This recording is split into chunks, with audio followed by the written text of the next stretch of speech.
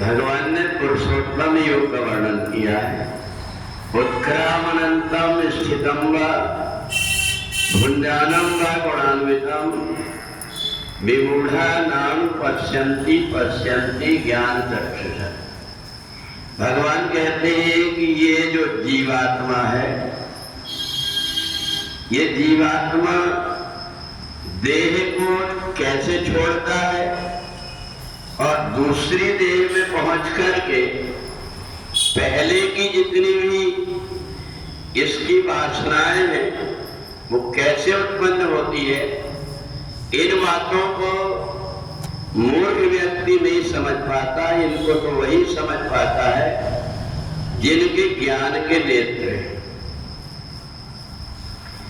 मतलब हम जो शरीर अभी हमारे पास में है, इसमें हमने जो कुछ भी अच्छे और बुरे अपने मन के अंदर विचार पाले हुए हैं, ये शरीर छोड़ने के बाद में दूसरे शरीर में भी फिर से पहुंच जाते हैं।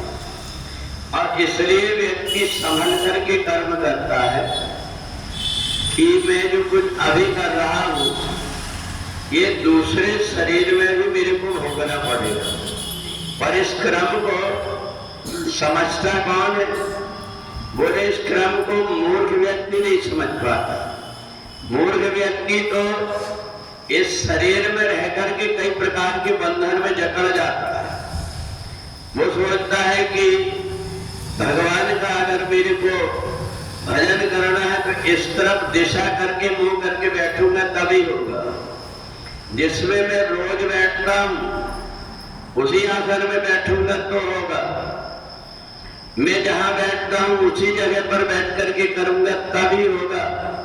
अर्थात उसका मन परमात्मा की भक्ति में कम, एक मीन में प्रपंच करने में ज्यादा रहता है।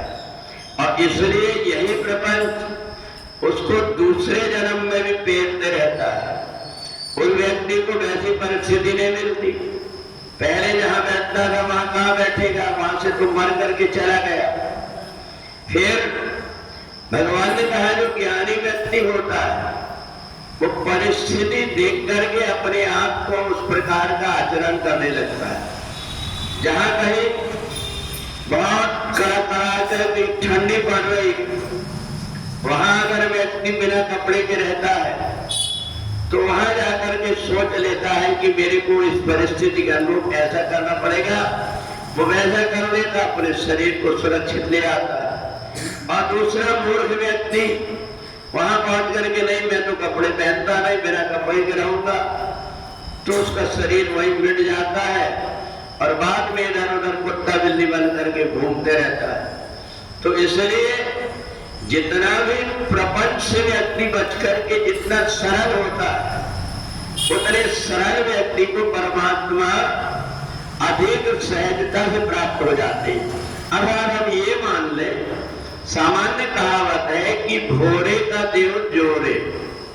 जो व्यक्ति प्रपंच से दूर होकर के सीधा और सारा रहता है उसको परमात्मा को ज्यादा ढूंढना नहीं पड़ता, परमात्मा उसको ढूंढते हैं।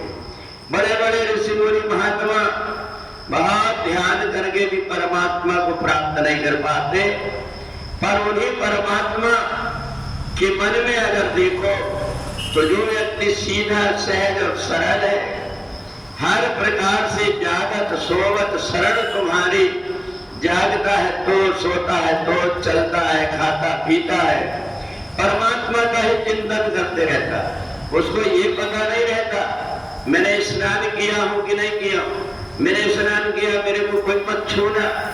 इसी प्रपंच में उसकी बुद्धि उलझी रहती है और परमात्मा तक नहीं पहुंच पाती। तो इसलिए जितना हम सीधा सहज और सरल बनेंगे उतना ही हम प्रपंच से दूर होकर के परमात्मा के निकट पहुंच जाएंगे। इसलिए पुरुषोत्तम योग में भगवान कहते वही ज्ञानी है, वही साधन संपन्न व्यक्ति है जो परमात्मा के अतिरिक्त दूसरी तरफ अपनी दृष्टि को नहीं डालता। वो तो हर समय परमात्मा को देखते रहता है।